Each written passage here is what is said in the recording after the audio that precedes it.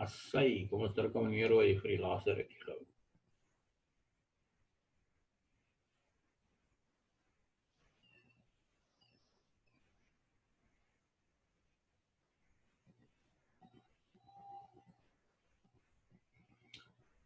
Ek gaan so stadig aan begin. Annika can join us. If she's not joining us, it's also fine. Maybe she has a Jack Russell like mine who is looking me over my shoulder in the eye because he wants to go for a walk. It's been a long day, but apparently not, because Annika is back and she's joined us. Everybody's still good? You're still hanging in there? Almost negotiated the first day back. Pat yourself on the back and say, well done. Ek het nou gewonder, hoekom kan ek nie van meneer hoor nie? En toe is my klank net sag. Dit Maar gewoon, nou is dit reg. maar jy is mos in daai bedryf, dis mos nou die eerste ding wat jy na kyk.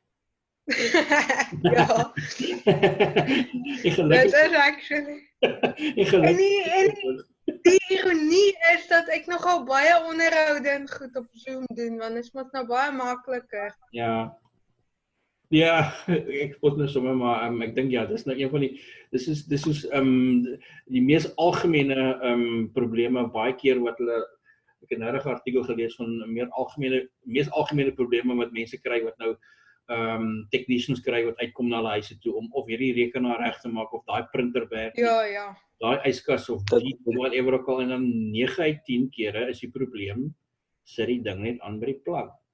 Verstaan? So ja, that's obviously. Nee, maar ek is een van die mense wat soms dan soek ek my foon en dan is hy in my sak. So ek moes ook maar seker 'n bietjie bewond gewees het. So maar ek het nou in die breek, ek het nou in die breek gesoek na my bril. Waar dink jy is my bril? Op jou kop. Op my oë gewees. Ek het deur hom gekyk hier. So ja, I think that's just testimony to the fact that this has been a long day for all of us. If we can't see the glasses we're looking through the glasses that we are looking for, ons mute button is aan en ons kan nie verstaan hoekom ons niks kan hoor nie. You know what? I think it's been a nice first day. It's been a nice engaging first day. I think one thing I've missed is baie langer dag op college gewees het. By college self. Jy het so langer gevoel het. Ek is amper dood, jy is heeltemal reg. Definitely. Ek dink is net ek dink 'n ou kan intussen jou between your classes you get more done. Yeah. A 20-minute break on campus. What do you do a 20-minute break on campus? You actually are not productive. It's just a break. Oh yes, and we do need a break, but I think at the end of the day, we would get more done. And even if you're spring cleaning your kitchen or your lounge, whatever, in a 20-minute break, it's an accomplishment. It makes you feel better, motivated for the next session. And just sitting outside and talking a lot of nonsense. But yes, on different levels, I think it has its benefits. I think if I continue now, I'm going to quickly share the screen with you and continue with the PowerPoint where we left off, people. And that is where we have started with the different characteristics of modern selling. And I think the two first ones that we've addressed was quite obvious, and I think actually all 6 of them are. Those are the blocks that we find on the outside of the customer in the center. One of the important characteristics of modern day selling is obviously customer relationships. Focus on specifically establishing a win-win situation between you and your customer, regardless if you are selling to an individual consumer or if you're selling to another business. And then importantly also is that that people have forgotten the importance of actually marketing their products. The sales roles have changed and have evolved over a period of time, yes. And a lot of effort always went into the planning and the presentation itself. But what we sometimes forget is that nowadays, A lot of planning still goes into that process, but the presentation itself is actually not as absorbing as it has been in the past and time consuming, because we're using modern technology. We are sending emails, we're sending attachments, we quickly sending WhatsApps, and we tweet. These are all forms that are used nowadays for people to get to actually do the presentation, and it takes that personal element out of it, but actually to a certain extent it is playing in the hands of what exactly the consumer wants and what the consumer prefers, because we prefer to be communicated in that manner more than anything else nowadays. Emails. I mean, one thing that I've realized from the first semester is that there's no point in sending a student an email. If the student has not sent you the email first and you are replying to it, the student don't respond well, or students in general don't respond to emails. They want it on a different platform. They want it on their phones, on their iPhones. They want to see it instantly. And I suppose you get your emails on your on your phone as well, but people are not. If it takes them longer than 5 seconds to read, then it's probably too much to read. I feel like that about long emails. If you haven't told me within the first 2 sentences what this email is about, I'm not going to read the rest of the email. Later on only. I'm not going to attend to it immediately. And I think that's a new skill that is very important for salespeople to learn, to master, because in the past, with your planning and your interviewing and your presentation, you were building towards a climax where you will ask that question to the customer, are you ready to buy? So you were setting them up for that closure, where now a lot of effort goes into the initial planning and preparation, and the actual presentation itself is a short one. And that's, I think, one of the changes towards the modern day selling that has happened. Let's look at 2 more. Why is this? There we go. That's what I wanted to do, and I haven't done it. Problem solving. Problem solving, and you will, or problem solve, and you will be very successful in selling. Problem solving is not just 1 or 2 calls, unfortunately. You have to realize that you're going to make a number of calls before you actually solve the problem. If it was that easy to be solved with 1 call, and yes, there are problems that can be solved with 1 call, like switch on. Have you checked if you switch it on at the wall? Oh no, I haven't. Okay, right, switch it on. Yeah, problem solved. So yes, you can solve some problems with 1 call, but the majority of problems that lead to eventually a sale that needs to be solved is not going to be done with 1 call. And unfortunately, you have to realize that it's still a process. Nobody gets up in the morning and is ready to just buy everything that's going to be offered to him today. Obviously, the more expensive the item is, the more complex the whole process is, and we'll get to that in a later chapter. And I think we've done it already in business and marketing as well. The steps in the customer decision-making process. Satisfying the needs and adding value, that goes without saying, essential for customers, for salespeople. Your objective is not just to make a sale. Your objective is to retain that customer so they can come back and buy again, and eventually become a loyal supporter of your brand and your products, and then without even considering anything else. And that links with what we are going to do in consumer behavior, not even impacts on the decision-making process. It is a habitual process that happens. You do it because you don't even think about it. You know what it is, what the product offers you, and the value you get from it, so you go out and buy it. And you sometimes get to the point where you're frustrated if you don't see it on the shelves. Okay, geez, now I have to find something else, and I've always been using this. And strangely enough, in research have shown that most people in a case like that, if they couldn't find the brand that they've become loyal to, are not going to swap to another brand. They're rather not going to buy something and wait till that brand is available again. Very often, part of the process of solving or satisfying a specific need is to be very attentive to detail. If you, as a salesperson, and you have to be very, very aware of small things that you can pick up on and that maybe can lead to a sale. If you visit a customer or client and you see something wrong, it bothers you. If you're a good salesperson, it will bother you, and it will, the whole time you will think of, what can I suggest to that person, how they could actually solve that particular problem, and what can I offer them to maybe be more efficient in their business.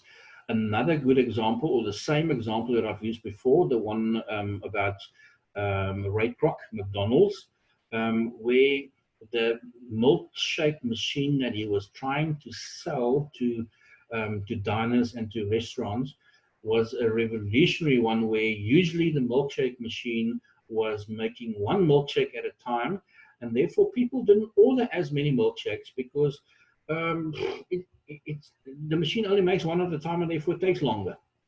So this machine made 5 milkshakes at the same time, and therefore obviously people will start buying more milkshakes because you can offer it to them in a much shorter time.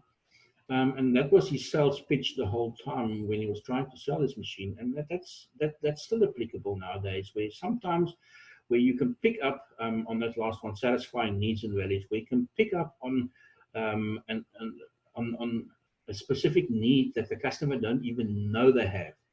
They don't want to buy a milkshake machine because they see the one that they have now as redundant because they're not selling as many. It's too much effort because they'd much rather sell 5 more burgers. But if they had a milkshake machine that could make 5 milkshakes at a time, they probably will sell more milkshakes. And because they sell more milkshakes, they'll probably sell more burgers as well. So sometimes you just have to offer a solution that the customer don't even see. And that is not psychologically manipulating the process. The customer has a need for that. That particular business has a need for that a machine to make more milkshakes. So it's not because they have a milkshake machine already. You are just selling to them or trying to sell to them or offering to them a better solution where they can sell more milkshakes by offering them a better machine. So it's not that it's something that you're trying to force on them. You are just trying to offer them a solution. Right. People, oh, that looks like a terrible diagram, and I know that most of you immediately get migraines if you have a look at figures like that and say, oh my goodness, I don't know where to start and what. People, this is again just different types of selling. It's a diagram that you will only understand later on in the course once we start unpacking it. But basically, and it sort of, we've touched on some of the aspects already about careers within sales, and because of the different sales tasks, those have become almost careers within careers. And this is pretty much where this ends up, because some people are order takers and order creators and order getters. The order creators are the people who are better with telesales, creating new prospects, finding new customers, and then also making sales, or the actual sale, closing the sale. Where some people are better to take in a sort of an administrative capacity, where they are the order takers, and then you also have the people who have to offer the support and the after sales service to the customer. So this is in a nutshell, and as far as I'm going to go with this particular figure at this point. It looks confusing, but once we've gone through a couple of chapters, we will revisit this and you'll see how all of these things make sense. I'm going to step on to the next slide. Interesting to read. Again, I'm not going to include, not that I'm setting the exam papers or the test papers, but you're not going to get a question on this particular table that says, Name 5 characteristics and explain 5 characteristics of a sales manager. This is just for interest's sake to see how sales managers are ranking themselves and how salespeople rank certain characteristics. In other words, both managers, when they review themselves, and salespeople working for the sales manager, when they grade them and rate them and rank them, see communication and listening skills as extremely important, as the #1 characteristic to have, as opposed to the leadership skills. It's not that important for a manager to have leadership skills if he has all these other qualities. So just, again, from an interest sake, a very nice diagram to read through to get to come to grasp with a bigger picture. But again, something that you're not going to find in an exam paper where fill in a missing word or give me an explanation of what motivational skills a sales manager must have, and no, it's not in that context that the diagram is important. It's informative and nothing beyond that. Right.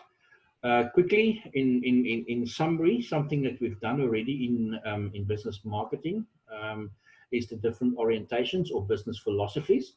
We've touched on it on a few occasions during the sessions today. Selling orientation, where I'm just trying to sell as many products as possible, and I couldn't really care what the customer feels about that or how the customer feels. So it's a very aggressive approach, where we are trying to sell as much as possible because we want to get our market share up and our sales volumes up. Our production or product orientation is where, again, like I said, pre-1945, pre-Second World War, companies often produced a product, and that's where they're referred to in marketing as the Field of Dreams approach. That movie, Kevin Costner movie, Field of Dreams, where he had somebody come to him in a dream to say, listen, you've got to build a baseball field here in your cornfields on your farm. And he says, who's going to come and watch? And that's where the whole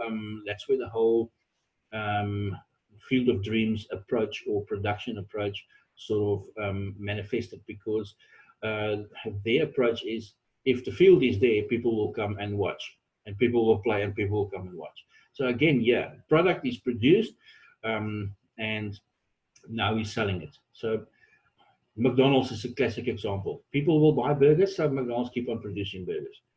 I think most fast food outlets are like that, or businesses are like that. And then obviously the one that's preferred, the more modern and customer-orientated approach, marketing or customer-orientated approach, where the customer is the important factor, and we are trying to satisfy the customer by listening to what the customer wants and then producing something that they will then buy, because that's what they indicated they want. We've done push and pull, so I'm not going to, this particular diagram is about, it refers here to as the sales versus the marketing orientation, but pretty much people, the production orientation or sales orientation at the top is using a push strategy. They are producing things, then they're selling it to the customer, and they repeat the process. So the sales orientation or sales philosophy is using very much a push strategy, where the marketing or customer orientation is using a pull strategy, where they look at what the customer wants first, produce something that they sell to the customer, and repeat the process. So although this is a diagram reflecting two different orientations, the sales and the marketing orientation, it also, in the same instance, can refer to and can be used as illustration on how the push and at the bottom the pull strategy works. Basically differentiate between the two, people. Later on, and we're going to go into greater detail about this, but businesses selling to businesses, in greater detail, there's a chapter on that that we will be dealing with. That is larger quantities, more expensive products, larger quantities of products. Excuse me. Businesses doing business with each other. The example is, for instance, now during lockdown, it's not we need more classrooms, or we need more desks and more laptops and whatever. So we're not all of a sudden hooking a Fender trailer to the back of Mrs. Charlie's vehicle and then driving to Macro and coming back with some chairs and desks. We actually contact different companies that we have dealt with in the past, because it's a bulk and a huge order that we're going to place. There's more people involved in making decision-making process. So often some negotiation towards the price is also involved. Businesses to consumers is straightforward. It's products that people use on a sort of a regular daily basis. Food, your consumables, because it's you who have the needs, and you are the one who's deciding, and you are the one who's paying for it as well. So that's just two different, or highlighting and summarizing the differences between marketing, selling, B2B and B2C, and what each of them are. But I think you all know that already.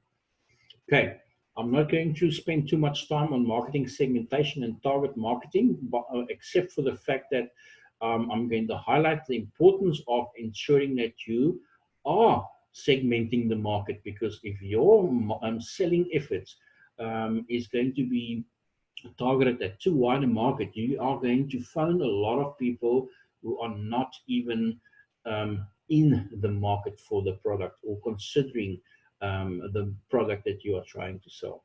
So it's very important that you do segment your market, and that you position yourself clearly and understand what particular market you want to target. So very often, once you have used that particular philosophy or approach, you will break your market up into smaller homogeneous markets where customers have similar kind of characteristics and needs.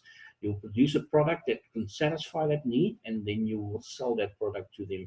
But that is less time consuming, because you are targeting somebody that is more than likely would be in the market for the product or service that you're offering. Okay. Two bases of segmentations. We can either do it customer products, or we can do industrial products. Not really necessary to spend more time on differentiating between the two, because they are quite simple and obvious what the differences are. And maybe you'll find a question in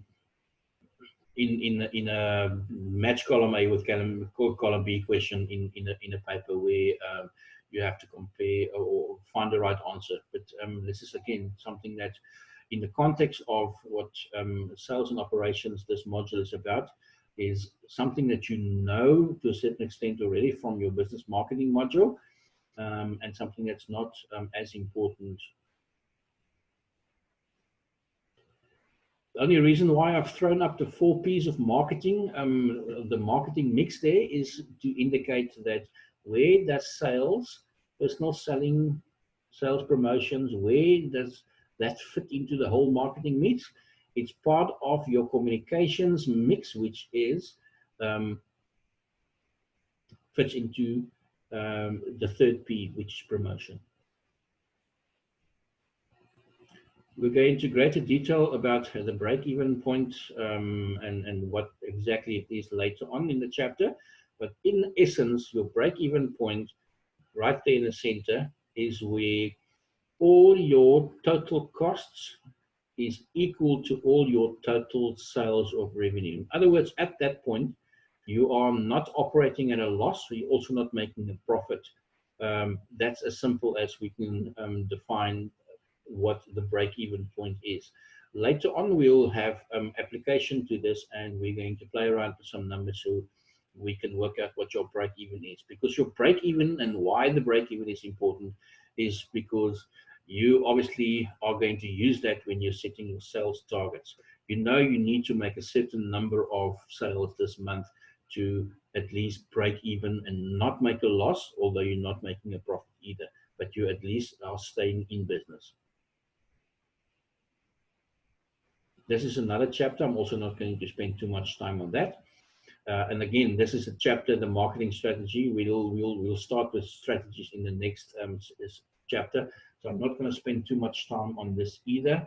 And again, this is a diagram, people, that is put in chapter 1, so we can reflect and return to this as we progress through the different modules, because later on, once we've ticked all the individual boxes in this diagram, as we finish the relevant chapters, it will start making sense. But basically, your marketing strategy includes what your personal selling or your sales strategy or objectives is, and that will determine how large your sales force would be, and specifically what your sales objectives would be, and then the process on how to achieve those follow.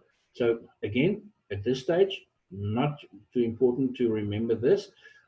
We will revisit this and then it will make sense. Okay, as you can see, there's a lot of coming back to what happens in chapter 1, and that's why chapter 1 is the introduction, because it gives you the bigger picture, and the following chapters will give you the pieces of the puzzle so you eventually do see the picture. Okay, I've ended up the session with, at the end, there's a couple of questions that you can just, once you've gone through the slides, once you've gone through the manual, if you have a manual, you can just revisit as a sort of a revision for yourself. Nothing to be handed in the form of formal work. This is just to help you to go through the chapter and revisit what we've done, because there's a lot that we have done today. Okay, and what I've said before, I'll finish off with Les Brown's quote to say, this is the start of the second term. If you want to be great, push the start button. Nothing else is going to happen if you don't push the start button. Okay, so at this point, you've been wonderful today. Thank you very much. You've been enduring a lot because it's been a long day. You've done well. I'm very satisfied. And thanks, guys. You've been a good audience. Meneer, yes. Sal meneer onthou van die assignments? Ek het hom klaar geaanhaai, hoor. Jy kan gaan kyk op Moodle. Okay. Okay, dankie Ons meneer. probeer meneer nie verveel nie, so ons probeer meneer geselskap ook hou. Wel, dis deel van die hele oefening. Okay, julle kan nou daar waar julle lê of sit, kan julle julle kan nou julle video's afsit en dan julself geniet. Ek sien julle weer as alles goed gaan donderdagmiddag, dink ek, né? Nee, môre. Ja, Môre. Ja, ek sien julle môre vir die derde periode, yes. Vierde periode, sorry. môre weer. Okay. Okay, great. Ja, vierde broer. Okay meneer. Ek sien julle môre. Ons aan met die sales. Is reg. Right. Lekker dag verder julle. Okay. Meneer, bye. Thanks, bye-bye.